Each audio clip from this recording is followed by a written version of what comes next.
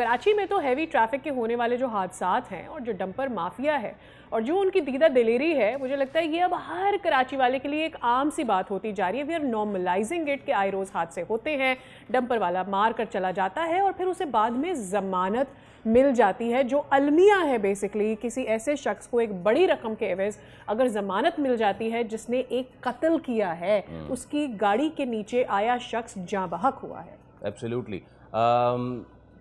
मसला ये है कि फाइनली एक ये तो चीज़ हुई कि कोई इस पे पकड़ा गया, उसको ले जाया गया अदालत। खैर, इस सब पे ज़रा हम बात कर लेते हैं। ये सारी डेवलपमेंट हुई क्या।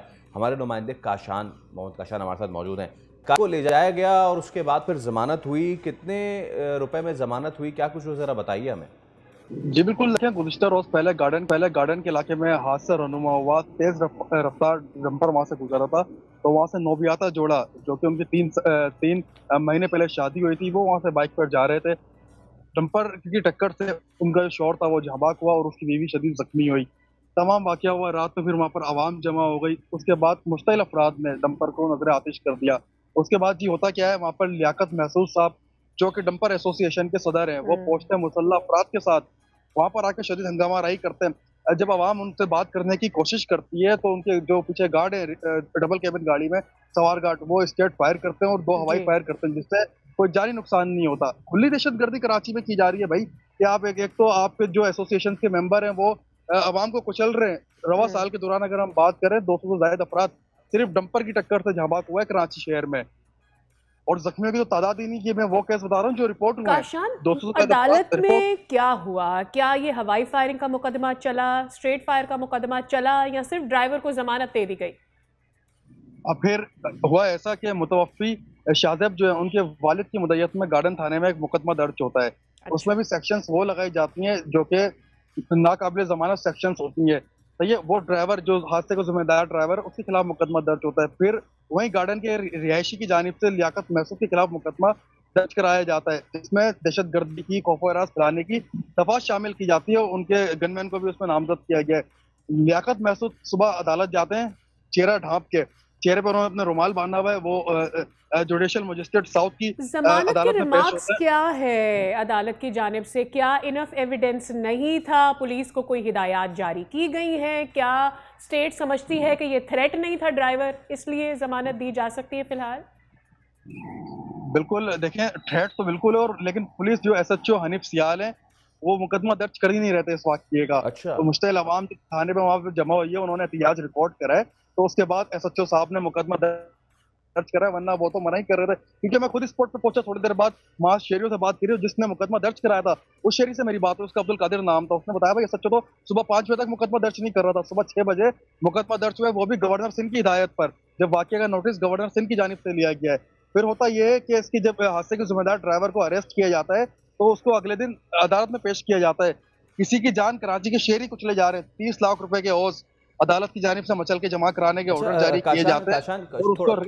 थोड़ा सा मैं अब इससे ऑफ बीट हूँगा, लेकिन ये इससे पहले आप अपनी गुफ्तगू में ये कह रहे थे ना कि स्ट्रेट फायर किया, असलहा ताना लियाकत महसूद के गार्ड ने, पुलिस ने उस पर कोई कार्रवाई, कोई पर्चा, कोई केस, कोई कच्चा परचाई कि असलहा की नुमाइश और असलहा आवाम पे तानने पे कोई इस तरह की कार्रवाई हुई है अभी तक?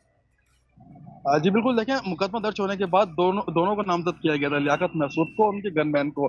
कल एसएसपी सिटी आरिफ अजीज की जो इंटेलिजेंस टीम है, उन्होंने तया टाउन में रेड करी और गनमैन को गिरफ्तार कर लिया। गनमैन को आज अदालत में पेश किया जाएगा। अब देखते हैं कि अदालत क्या रिमार्क देती है। अदालत भी कि आज उनको भी रिहाई मिल जाएगी या वो जेल जाएंगे।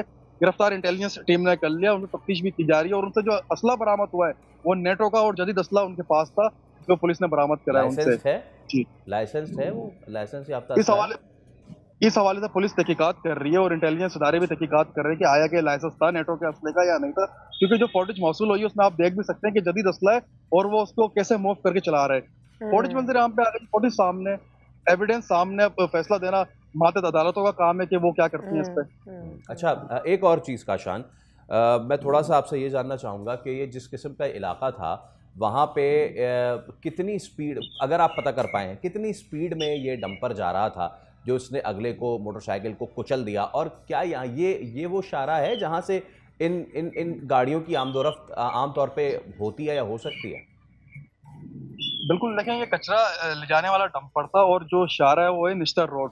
निस्टर रोड चारों तरफ आबादी है और इतनी चौड़ी सड़क नहीं है कि वहां से आप हैवी स्पीड में लेके चले जाएं। तो ये हाईवे वाला रोड नहीं है कि आप वहां से अपने डंपर जो भगाते हुए चले जाएं, किसी को भी कुचलते हुए चले जाएं। रात 3 बजे ये वाकया 3 बजे के करीब ये वाकया रिपोर्ट हुआ है और डंपर की स्पीड मैं नहीं समझता कि किसी नॉर्मल इलाके में डंपर के ड्राइवर को इतनी स्पीड में गाड़ी वहां से चलानी चाहिए। अभी इसकी तहकीकात भी की जा रही है और कराची ट्रैफिक पुलिस की एक एनालिसिस टीम है, केराट के नाम से बनाई है, कराची रोड ट्रैफिक एक्सीडेंट की टीम, वो इसकी एनालिसिस रिपोर्ट भी तैयार कर रही है। उसमें तमाम मोहरक़ात सामने आ जाएंगे कि डंपर की स्पीड कितनी थी और डंपर के ड्राइवर ने नशा किया हुआ था या नहीं किया हुआ था, क्योंकि कराची में मुतादिद केस ऐसे रिपोर्ट हुए जो कि ये आइस का नशा करके ड्राइवर गाड़ी चलाते हैं, अपने होशो आवाज में नहीं होते कि रफ्तार गाड़ी की कितनी है, वहां से ये रवाना होते हैं। और जहाँ पर ये वाकया रिपोर्ट हुआ है वहां पर कोई चलान का कैमरा ही नहीं था और दूसरी जानिब भी अगर रेड जोन के एरिया में वहां से गुजरते तो वहां पर भी इनके चलान किए जा रहे हैं। पर लेकिन हम देख रहे हैं कि इनके ऊपर हाथ पुलिस की जानिब से हल्का रखा गया है। जब इसकी इफ्तिदा की गई चलान की, मीडिया को वहां पर इजाजत नहीं दी दाखिले की कि मीडिया को सवाल ना कर ले।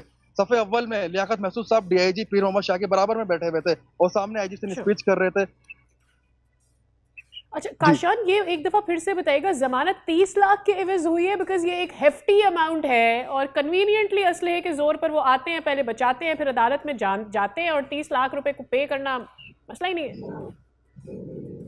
देखिए बिल्कुल कराची वालों की जाने जा रही हैं, लेकिन लियाकत महसूद साहब खुलेआम कहते हैं और उनकी कुछ ऐसी मुताबिक वीडियो भी वायरल हुई है। वो कह रहे हैं कि भाई हम माली इमदाद कर देंगे या हम उस फैमिली को पैसे दे देंगे। भाई पैसे के उनके घर का बच्चा थोड़ी आ जाएगा या कोई बड़ा थोड़ी आ जाएगा। अब जब ड्राइवर को गिरफ्तार कराए तो 30 लाख रुपए लेके अदालत पहुंच गए और 30 लाख रुपए अदालत ने मचल के जमा कराने का ऑर्डर जारी किया था कि आप 30 लाख रुपए जमा करवाएं। जो जब उनके वकील से बात हुई, उनके वकील जो है वो भी महसूद ही हैं, तो उनसे हमारी बात हुई तो वो कह रहे हैं कि उनको रिहाई दे दी गई है। 30 लाख रुपए मचल के जमा कराने का ऑर्डर अदालत की जानिब से जारी किया गया था, लेकिन जिसके घर का बच्चा गया है उसका क्या होगा। ठीक, और ये कोई एक वाकया नहीं। बहुत शुक्रिया आपका काशान, इस पर आप हमें डे थे। फैसल, जो शुरू में हम बात कर रहे थे कि मसला ये है कि जमानत पर ये रिहा हो जाते हैं और फिर आगे केस फॉलो नहीं होता। एक शख्स ने किसी को मारा है, जान चली गई है उसकी। It's not that easy. Subscribe करें और बेल दबाएं ताकि कोई खबर रह न जाए।